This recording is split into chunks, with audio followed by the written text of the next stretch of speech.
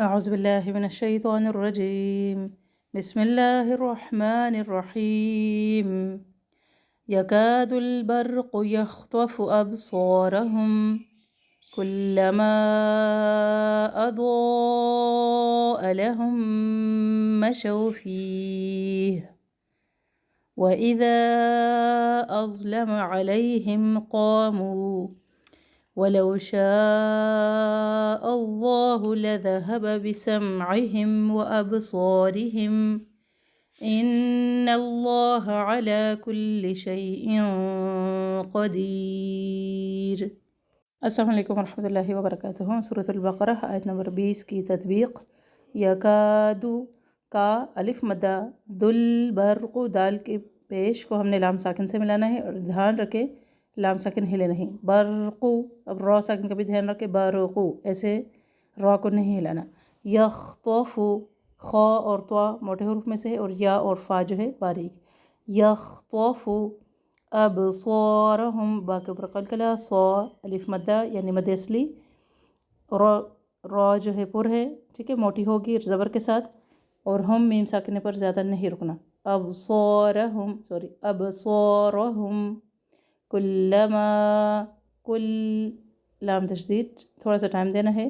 کلما مد جو ہے 2 الف کے برابر، اضاء یہ مد بھی 2 الف کے برابر۔ لہم مشو، اب میم ساکن کے بعد میم ہے تو یہاں پر بھی 1 الف کے برابر ٹھہرنا ہے۔ لہم مشو جلدی سے ادا نہیں کرنا۔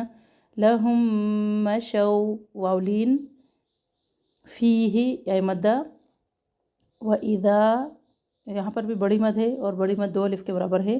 اظلم، ضا موٹے حروف میں سے ہے اور ضا کو سختی سے بھی نہیں پڑھنا، ازلم بھی نہیں پڑھنا۔ اظلم علیہم، لی یا لین، قامو، قا الف مدہ، مو یہاں پر جب ہم رکیں گے تو وقف لازم میں سے ہے تو اس کو ہم قامو ہی چھوڑیں گے، ٹھیک ہے، ساکن کو مزید آپ اس کو ختم نہیں کر سکتے۔ قامو، ولو، لو واولین، شاء یہاں پر بھی بڑی مد 2 الف کے برابر۔ شاء اللہ، حمزہ کو اس میں جلالہ کے لام سے ملانا ہے اور لام جلالہ جو ہے اس کے اندر 2 لام ہیں اور دونوں لام موٹے ہوں گے۔ لذهب بسمعهم وابصارهم، با پر قلقلہ، صا الف مدہ۔ ان اللہ، نون مشدد پر 1 الف کے برابر ٹھہرنا ہے، لام اسم جلالہ کو پر پڑھے، علا پڑھے، اس کو الا بھی نہ پڑھے۔ علا لام کے اوپر کھڑا زبر، الف مدہ حرف مدہ کے قائم مقام ہے۔ الف مدہ مد اصلی ہے، اس کو حرف مدہ بھی کہتے ہیں، اس کے قائم مقام ہے 1 الف کے برابر ہے۔ کلی شیئن، شی یا لین، یہاں پر ہم موٹا اخفا کریں گے، آواز جو ناک میں جا رہی ہے نا، قاف موٹے حروف میں سے ہے تو ہماری زبان کی جڑیں بھی اوپر کو اٹھے گی اور اخفا بھی ہم موٹا کریں گے۔ شیئن قدیر، دی یا مدہ، اور را جب ساکن ہم یہاں پہ اس کو چھوڑیں گے تو باریک ہی ہوگی، یاد رکھیں را سے پہلے اگر یا ہو تو وہ را جب ہم ساکن کرتے ہیں تو اس کو بالکل باریکی سے چھوڑ دیتے ہیں۔ قدیر، قدیر۔ نحمدہ و نصلی علی رسولہ الکریم، اما بعد، فاعوذ باللہ من الشیطان الرجیم، بسم اللہ الرحمن الرحیم۔ آیت نمبر سورہ البقرہ کی آیت نمبر 20 کا ترجمہ اور روٹ ورڈز پہ بات کریں گے آج انشاءاللہ۔ شروع کرتے ہیں۔ اعوذ باللہ من الشیطان الرجیم۔ یکاد البرق یخطف ابصارہم، قریب ہے جب بجلی اچک کر لے جائے ابصارہم ان کی نگاہیں، کلما اضاء لہم مشوا فیہ، کلما جب کبھی اضاء لہم روشن کیا ان کے لیے، مشوا وہ چل پڑتے ہیں، فیہ اس میں، وہ چل پڑے اس میں، وَإِذَا اور جب، اظلم اندھیرا ہو گیا، اندھیرا چھا گیا، علیہم ان پر، قوموں وہ کھڑے رہ گئے، ولو اور اگر، شاء اللہ چاہتا اللہ، چاہے اللہ، لذہب البتہ ضرور لے جائے، بسمعہم ان کی سماعت کو، سننے کے حص کو، وابصارہم اور ان کی بینائی کو، دیکھنے کی صلاحیت کو، ان اللہ بے شک اللہ تعالیٰ، علی اوپر، کل ہر شے ان چیز کے قدیر قدرت رکھنے والا ہے۔ روٹ ورڈز کو دیکھ لیتے ہیں۔ یقادو کا روٹ ورڈ ہے کاف واو دال، اس کا مطلب ہوتا ہے قریب ہونا، کسی چیز کے کسی کام کے کرنے کے بالکل قریب پہنچ جانا، کمپلیشن کے قریب پہنچ جانا۔ یختفو خا تو فا اس کا روٹ ہے، اس کا مطلب ہوتا ہے اچک لے جائے، یعنی کسی چیز کو سرعت سے تیزی سے لے جانا۔ اس کے بعد ہے مشو میم شین یا اس کا روٹ ہے، اور اس کا مطلب ہوتا ہے چلتے ہیں، ایک مقام سے دوسرے مقام تک اپنے ارادے کے ساتھ منتقل ہونا، یعنی ارادہ کر کے۔ مشو وہ ہوتا ہے چلنا، ایسا چلنا، یہ کسی کی زبردستی نہ چلنا بلکہ اپنے ارادے سے چلنا۔ اس سے پہلے لفظ ہے کلما، یہ بھی نیا لفظ ہے۔ کلما کا مطلب ہوتا ہے جب کبھی، اور فی ہی میرا خیال ہے پہلے شاید نہیں گزرا، دوبارہ اس کو ذرا دیکھ لیتے ہیں۔ دو لفظوں کا مجموعہ ہے، فی کا اور ہی ضمیر ہوتی ہے۔ فی کا مطلب ہوتا ہے میں، اور ہی جو ہے یہ ضمیر ہوتی ہے، اس کا مطلب ہوتا ہے اس، فی ہی اس میں۔ آگے ہے قامو، قامو کا روٹ ورڈ ہے قاف واو میم۔ قامو وہ کھڑے رہ جاتے ہیں، سیدھا کھڑا ہونا، قیام بھی اسی سے ہے، سیدھے کھڑے ہونے کو کہتے ہیں نا، قیام کی حالت میں جب ہم کھڑے ہوتے ہیں نماز میں، تو قیام بھی اسی سے ہے، سیدھا کھڑا ہونا۔ لو شاء اللہ، شاء کا روٹ ہے شین یا حمزہ، اس کا مطلب ہوتا ہے چاہنا، کوئی کسی کام کا ارادہ کرنا، چاہنا اس کو۔ ان اللہ علی کل شیء، شیء کا بھی وہی روٹ ہے جو شاء کا روٹ ہے، شین یا حمزہ۔ اور قدیر، پہلے شیء کا دیکھ لیتے ہیں، اس کا مطلب ہوتا ہے چیز، کوئی چیز، اور جس کا علم ہو اور جس کے بارے میں خبر بھی دی جا سکتی ہو۔ اور اس کے بعد قدیر ہے، قدیر کا روٹ ہے قاف دال را، اس کا مطلب ہوتا ہے قادر ہونا۔ اردو میں بھی ہم استعمال کرتے ہیں کسی چیز پر قدرت رکھنا، کسی چیز پر اختیار رکھنا، یا کسی چیز کو اپنے قابو میں کر لینا۔ اس سے پہلے جو نئے لفظ ہیں، انا بے شک، علا اوپر، اور کلا کلی یہاں پہ ہے تمام یا کل، تمام چیز، یعنی کل شین تمام چیزیں، ساری چیزیں، اس کا مطلب۔ وآخر دعوانا ان الحمد للہ رب العالمین۔ نحمدہ ونصلی علی رسولہ الکریم، اما بعد، فاعوذ باللہ من الشیطان الرجیم، بسم اللہ الرحمن الرحیم۔ رب اشرح لی صدری ویسر لی امری واحلل عقدۃ من لسانی یفقہوا قولی واجعل لی وزیرا من اہلی اللہم فقہنا فی الدین رب زدنی علما رب یسر ولا تعسر وتمم بالخیر۔ آج ہم انشاءاللہ آیت نمبر سورہ البقرہ کی آیت نمبر 20 کو سمجھنے کی کوشش کرتے ہیں، انشاءاللہ تفصیل بیان کرتی ہوں۔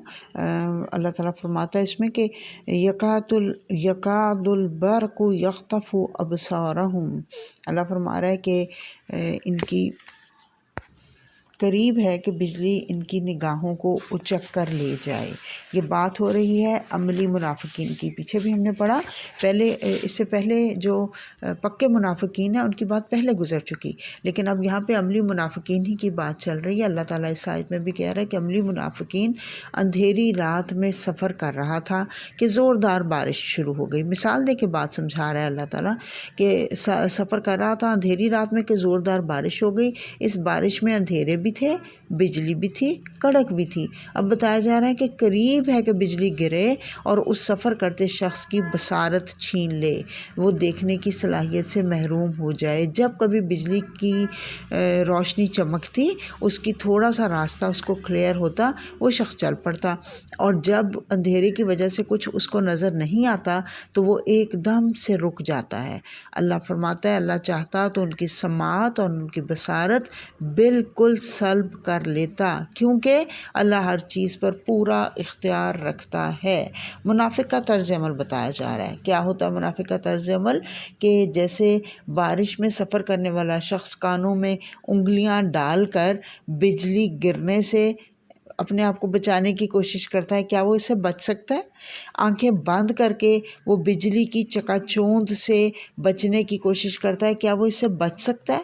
اللہ بتا رہے کہ عملی منافقین خود کو اللہ کی پکڑ سے نہیں بچا سکتے، خواہ کتنی ہی چالیں چل لیں، کیونکہ انسان پر جو مصیبتیں آتی ہیں نا اپنے اعمال کی وجہ سے آتی ہیں۔ مصیبتیں اور آزمائش جو ہے وہ جو آزمائش آتی ہے وہ اصلاح کے لیے آتی ہے، اور مصیبت جو آتی ہے وہ اس کے اپنے کرتوتوں کی وجہ سے اس کے اوپر آتی ہے۔ تو ہمیں آزمائشوں سے بچنے کے لیے، مصیبتوں سے بچنے کے لیے ایک ہی طریقہ اختیار کرنا ہے، اور وہ یہ ہے کہ اپنی اصلاح کرنی ہے۔ اور اصلاح کہاں سے ہوگی؟ اصلاح قرآن سے ہوگی۔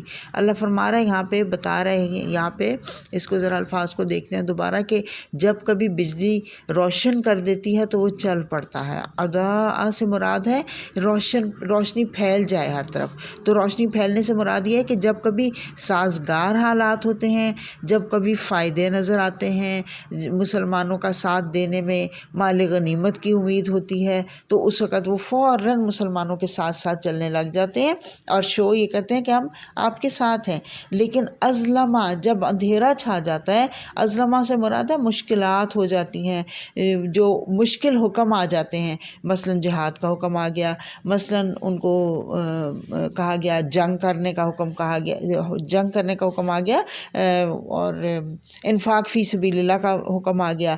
تو یہ جب عملی منافقین ہے نا، ان کے اللہ بتا رہا ہے کہ ان کی حالت یہ ہے کہ یہ حالات سازگار ہوں تو بہت بڑھ چڑھ کر کوششیں کرتے ہیں، کام کرتے ہیں،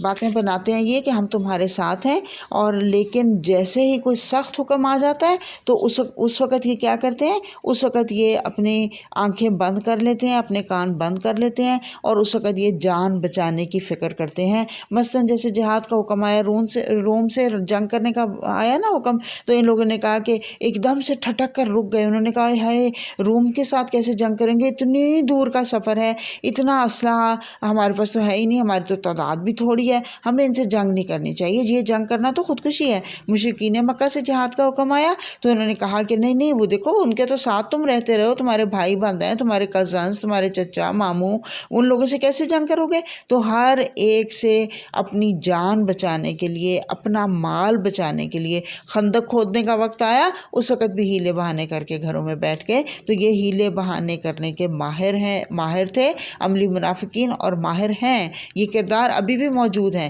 ابھی میں انشاءاللہ آگے چل کے بات کرتی ہوں۔ تو ان کی یہ بات یہ بتائی جا رہی ہے کہ جب جنگ سے، غزوہ تبوک سے واپس آئے، غزوہ خیبر سے واپس آئے، خوب مال غنیمت کی چکا چوند نے ان کو چندھیا دی ان کی آنکھیں، اور یہ لوگ فوراً بھاگے آئے کہ دیکھو ہم بھی تو تمہارے ساتھ ہی تھے، کیا ہوا اگر جہاد پہ نہیں جا سکے کسی مجبوری سے، ہیں تو ہم تمہارے ساتھ ہی۔ تو مال کی محبت ان کو سب سے زیادہ عزیز تھی، اپنی جانیں بہت عزیز تھیں، شہادت کا شوق نہیں تھا۔ اگر اللہ چاہتا، اللہ فرما رہا ہے میں ان کی دیکھنے سننے کی صلاحیت چھین لیتا۔ اللہ کا پورا کنٹرول ہے ہر ایک کے اوپر، اللہ اس کی صلاحیت، اہلیت چھین سکتا ہے، لیکن اللہ چھینتا نہیں۔ اللہ جو پکے منافقین ہیں ان کی تو چھین لیتا ہے، کافروں کی تو چھین لیتا ہے۔ کافروں کے بارے میں ہم پڑھ چکے ہیں، اللہ نے کہا کہ ان کے دلوں پر مہر لگا دی گئی، آنکھوں پہ پردے ڈال دیے گئے، کیونکہ ان کے اندر مزید ہدایت کی کوئی توقع نہیں۔ لیکن ان کو اللہ تعالیٰ مہلت دے رہا ہے، ان کو دے رہا ہے ابھی ٹائم، کہ شاید ان کی دیکھنے کی صلاحیت، شاید ان کی سوچنے کی صلاحیت کام آ جائے، اور یہ حق کی بات کو سمجھ سکیں، حق کے راستے کے اوپر چل سکیں، شاید ان کو یہ توفیق مل جائے کہ یہ ایمان کے اوپر عمل کرنے والے بن جائیں۔ تو آپ دیکھیے، اللہ تعالیٰ، یاد رکھیے، اللہ تعالیٰ ہمارے عمل کو دیکھتا ہے، اللہ تعالیٰ ہماری باتوں کو نہیں دیکھتا۔ اللہ نے ہماری باتوں کے ذریعے ہمارا وہ نہیں کرنا، امتحان نہیں لینا کہ ہم کیا کیا بولتے رہے ہیں، بلکہ اللہ نے ہمارے عمل کو دیکھنا ہے، اللہ نے ہمارے دل کو دیکھنا ہے۔ شروع میں ہم نے شروع کیا، جیسے قرآن 3 گروہوں کو واضح کر کے اللہ تعالیٰ نے بتا دیا کہ ہم خود اپنا محاسبہ کر لیں، ہم کس کیٹیگری میں آتے ہیں، اپنی کمیاں کوتاہیاں دور کریں، اپنی اصلاح کریں، اور یہ جو نعمت ہمیں اللہ نے دی ہے قرآن کی صورت میں، اس کے ذریعے سے ہم سب اپنا محاسبہ کر لیں۔ دیکھیں، جو منافقین ہوتے ہیں نا، وہ کچھ باتیں مان لیتے ہیں مرضی کی۔ ابھی ہم یہی سمجھا ہم نے ابھی اس آیت سے بھی، کہ جہاں پہ ان کو فائدے نظر آتے ہیں وہاں پہ وہ چل پڑتے ہیں، ساتھ ساتھ چلتے ہیں، اور وہاں پہ وہ فوراً اظہار کرتے ہیں اپنے ایمان کا، لیکن جیسے ہی ان کو مشکلات نظر آتی ہیں وہ فوراً ایک طرف کو ہو جاتے ہیں اور کوئی نہ کوئی بہانے کر لیتے ہیں۔ آج کے دور میں بھی آپ دیکھ لیں، عملی منافقین جو ہمارے درمیان موجود ہیں، ان سے جب دین کی بات کی جائے، قرآن پڑھنے کی بات کی جائے، قرآن پہ وقت لگانے کی بات کی جائے، تو ان کے پاس 100 ہیلے بہانے ہوتے ہیں۔ وہ کہتے ہیں کہ بڑا ٹائم لگ جاتا ہے جی، ہم تو بہت بزی ہیں، ہم تو بہت مصروف ہیں، بچوں کو دیکھنا ہے، ہم نے گھر کو دیکھنا ہے، ہم نے اپنے خامند کو دیکھنا ہے، اور پتہ نہیں کیا کیا کچھ ہم نے دیکھنا ہے، اور نہیں دیکھنا تو قرآن ہی کو نہیں دیکھنا۔ پردے کی بات کی جائے تو وہ کہتے ہیں جی پردہ تو آنکھوں کا ہونا چاہیے، آنکھوں کا پردہ، دل کا پردہ، یہی کافی ہے۔ سود کی بات کرتے ہیں، کہتے ہیں نہیں جی سود بھی تو دیکھیں نا آج کی ضرورت بن گیا نا۔ زکوٰۃ کی بات کریں تو عام طور پہ اس طرح کے جملے سننے کو ملتے ہیں کہ ٹیکس بھی تو دیتے ہیں نا، ٹیکس دے دیا تو بس زکوٰۃ کی کیا حاجت رہ جاتی ہے۔ تو یاد رکھیے یہ سب عملی منافقت کی باتیں ہیں۔ اللہ تعالیٰ مجھے اور آپ کو اس سے بچا کے رکھے، اور خدا نہ خواستہ ہمارا نام اس کیٹیگری کے اندر نہ لکھ دیا جائے، اس لیے اپنے ایمان کا جائزہ ہم نے ساتھ ساتھ لیتے رہنا ہے۔ وآخر دعوانا ان الحمد للہ رب العالمین۔ اللہم انس وحشتی فی قبری، اللہم ارحمنا بالقرآن العظیم وجعلہ لی اماما ونورا وہدی ورحمہ، اللہم ذکرنا منہ ما نسیت وعلمنا منہ ما جہلت وارزقنا تلاوتہ آناء اللیل وآناء النہار واجعلہ لی حجۃ یا رب العالمین۔